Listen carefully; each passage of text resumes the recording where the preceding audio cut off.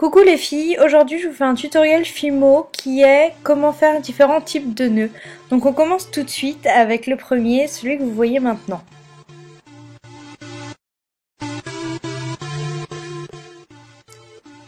Moi j'ai déjà étalé ma pâte, elle est assez épaisse, vous pouvez la faire plus fine si vous vous sentez à l'aise avec la pâte Fimo. Donc on va découper une languette, un long rectangle.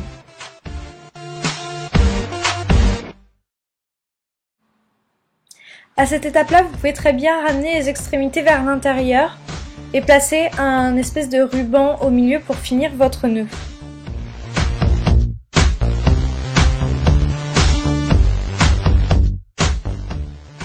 Mais moi j'ai décidé de faire différemment car je veux un nœud avec du relief, donc je vais ramener les coins de mon nœud ensemble.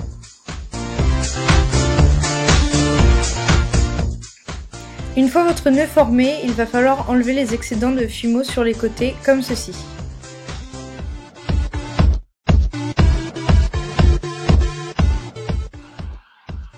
Avec une partie des chutes de votre Fimo, il va falloir faire un ruban pour finir le nœud qui va se mettre au centre. Donc moi je décide de le faire plus fin et je vais l'appliquer voilà, au centre de mon nœud.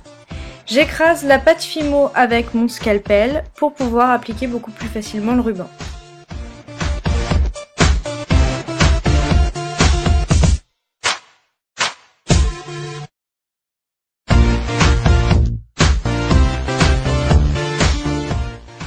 Et voilà, votre nœud est terminé. Maintenant, je vais vous montrer comment faire celui-ci. Comme pour le nœud précédent, nous allons former une languette.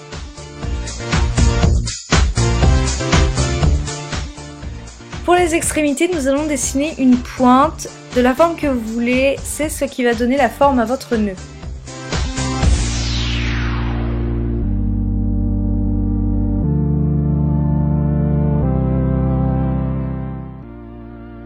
Ensuite, nous allons rabattre les deux extrémités vers le centre.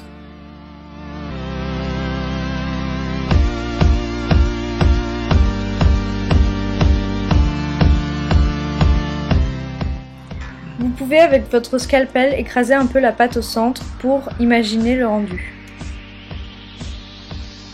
Comme précédemment, on enlève les excédents de pâte Fimo sur les côtés.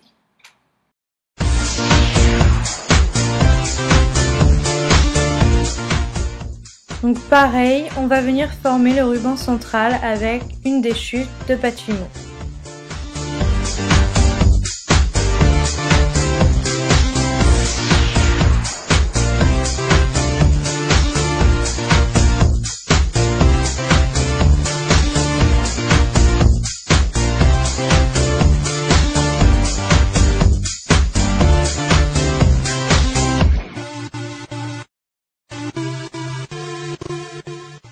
Et voilà, votre nœud est fini. Le troisième nœud, c'est ce nœud rigolo. Cette fois, il va vous falloir étaler votre pâte de manière à obtenir une forme plus ou moins ronde. On commence par découper ce qui sera les rubans situés au bas du nœud.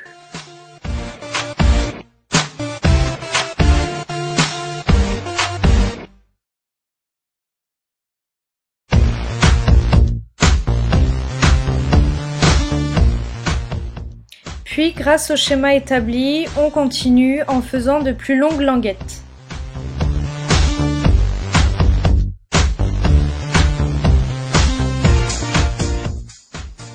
Pour les extrémités, je les ai choisies de forme arrondie, mais vous pouvez faire comme précédemment, ramener les coins ensemble ou tout simplement leur donner une forme pointue.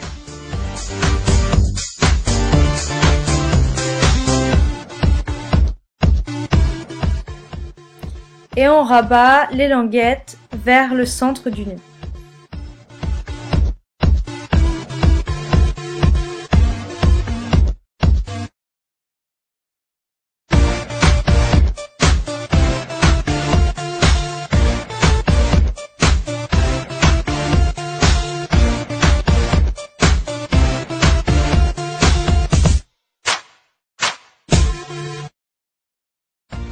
Votre nœud est fait, vous n'avez plus qu'à donner forme à vos rubans.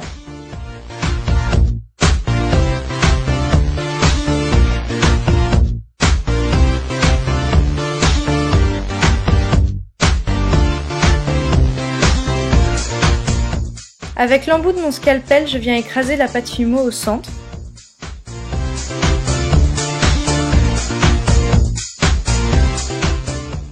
De la même façon que tout à l'heure, vous pouvez découper avec les chutes un ruban plat et faire le tour. Moi, j'ai choisi de faire une autre méthode.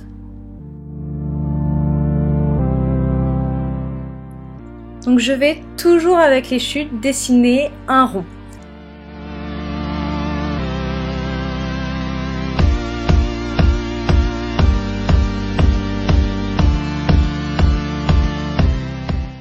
Et voilà, votre nœud est terminé.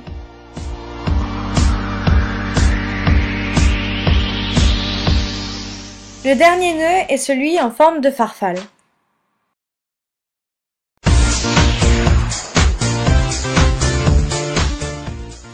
Pour celui-ci, nous allons découper un large rectangle.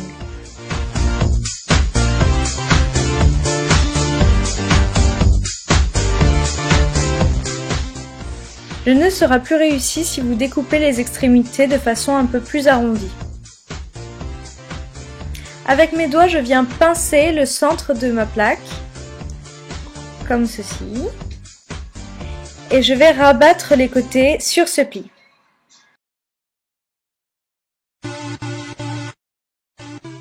Si votre nœud n'est pas très symétrique comme le mien, vous pouvez recouper une des extrémités, voire les deux.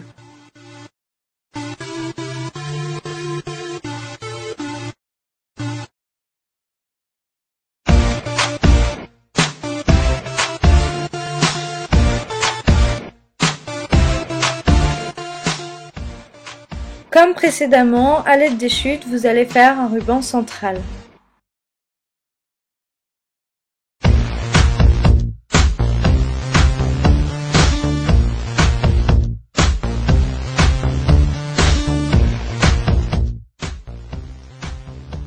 Et voilà, votre nœud est terminé.